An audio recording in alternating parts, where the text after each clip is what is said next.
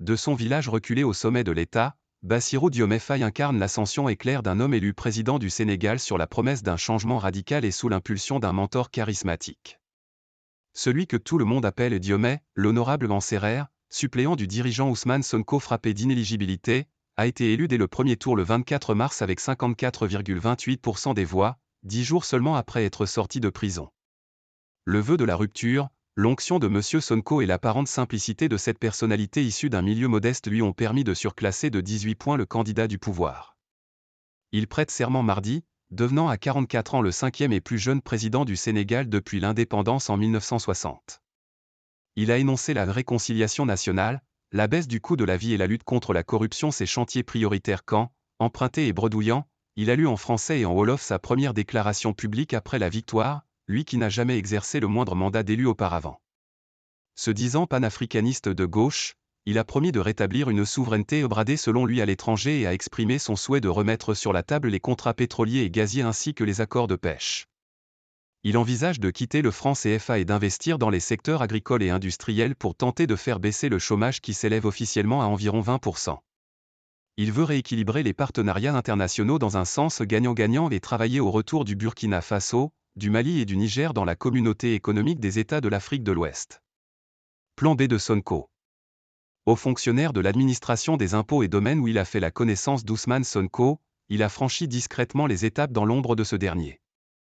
Son avènement consacre la réussite du plan B de M. Sonko qui, troisième de la présidentielle en 2019 et disqualifié en 2024, l'a désigné comme son remplaçant.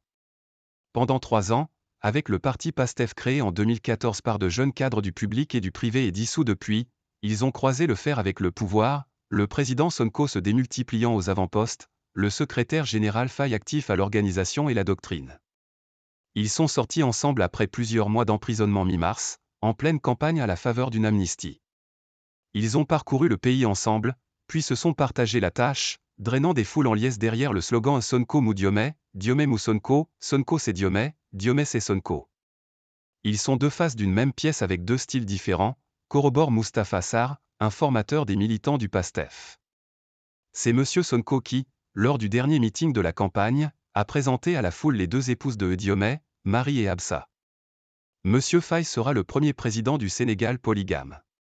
Souvent vêtu d'un boubou blanc traditionnel, de taille moyenne, portant une barbichette sous son visage juvénile, ce musulman pratiquant, père de 4 enfants, personnifie une nouvelle génération de politiciens. Arts martiaux, reggae et le réal. Bassirou Diomaye Faye est né dans une famille d'agriculteurs humbles et éduqué dans le village de Ndiaganyao, à 150 km à l'est de Dakar, au bout d'une route caoteuse et sablonneuse. Là-bas, il n'y a ni centre de santé, ni route goudronnée. Diomaye était un petit berger qui surveillait ses chèvres, se souvient Morsar, l'un de ses meilleurs amis. Diomaye a toujours été très proche de sa maman, Kadi Diouf, qui l'aidait pour les tâches ménagères après l'école, témoigne M. Sarr.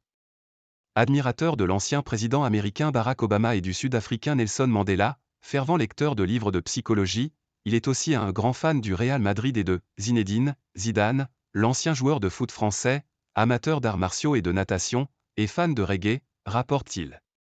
Ce petit-fils d'un tirailleur, grièvement blessé durant la bataille de Verdun, et de la France, pendant la Première Guerre mondiale, est un bon garçon, très soigneux dans sa manière de faire et il sera un président connecté aux réalités du pays, pense son oncle et homonyme, Diomaye Faye. Bassirou Diomaye Faye a quitté Ndiaganyao pour étudier à Dakar, puis intégrer la prestigieuse École nationale d'administration dans la capitale. Il a dit revenir régulièrement au village. Il s'est présenté pendant la campagne comme quelqu'un de particulièrement raisonné, de particulièrement raisonnable, de particulièrement sensé, de particulièrement réfléchi.